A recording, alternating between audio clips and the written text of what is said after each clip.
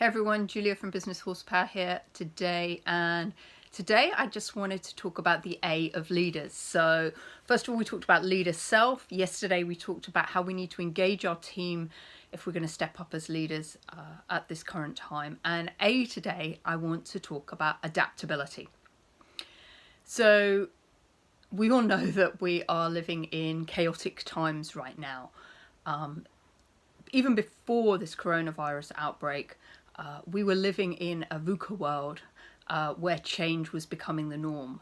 And what we've seen in the last few weeks is that rate of change just accelerate exponentially for everyone.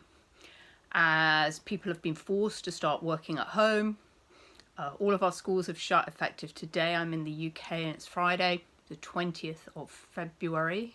Oh, no, 20th of March, goodness me.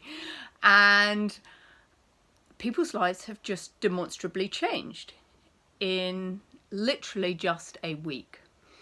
So the challenge for us right now is how do we adapt to the different situations we've got ourselves in?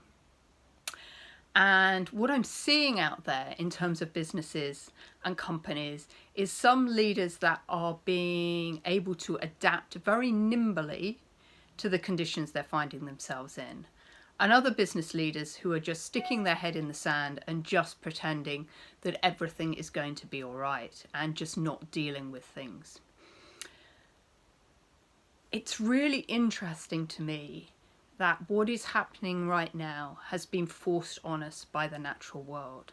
This is not a man-made solution that we came up with. It's nature, the natural world, the universe, kind of has given us a massive wake-up call and said, hello, wake up and see what's going on in the world. And if we look at the UN Sustainable Goals, which are for 2030, about ways that we wanted to improve the world in terms of levels of poverty, access to water, education. There's 17 UN Sustainable Goals, just go and have a look at them. And what the world is doing is just going, hello, let's adapt now. We don't have the time to wait. And it's so interesting because as many of our public systems have ground to a halt, we're now actually having an opportunity to stop and really listen. Listen to all the birds that are still out there, observe and see all the plants that are coming through, all the daffodils that are already in bloom, the snowdrops coming through.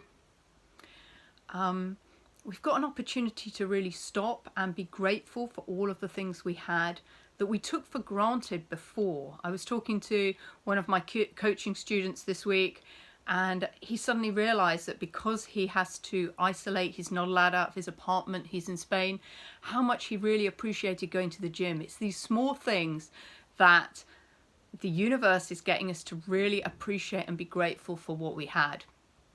So adaptability. We've always talked about innovation and how as a species we need to innovate, but one of the challenges is that when we're in that space of fear and anxiety, it's really difficult to innovate and adapt to the situation. So leaders that are able to step up, that are embracing the fear that's around, but not getting overwhelmed by it, are the ones that are coming up with some really, really great solutions to problems. And I was actually in one of my local pubs just earlier on this week, actually, and I was just amazed at the way that they're coming up with new solutions to help the local community. So, they're now creating pub meals as takeouts. I read today of a pub in one of my other local villages. They're actually closing, but they're going to remain open just for a takeout service for people. I've seen other pubs that are actually delivering groceries and bread and milk and essential supplies to people's homes. So that's the way that some businesses out there are totally reinventing themselves. In terms of my own business, I need to reinvent to be doing more stuff online. It's something I have been intending to do for a while, and hey ho, the universe is just like, you just need to start doing this now, Julia. So adaptability is a key quality of leaders right now. And as I said, nature has always been adapting. When I look at my herd of horses and I look at the history of horses, horses have been on the world for 50 million years. And what we've seen is that they always are able to adapt. So when you look, prehistoric horses were really tiny and small, and they've grown and grown and grown into the sizes that they are today, and the conformation they are today.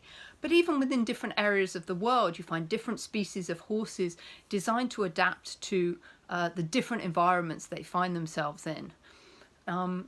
Something I was really interested in watching David Attenborough recently, he was talking about the snowshoe hare, hopefully I've got that right, snowshoe hare, who, it's really incredible, they've adapted their back feet to walk on the snow. So they've got disproportionately larger feet so that they can balance their centre of gravity over a larger area and so not sink into the snow.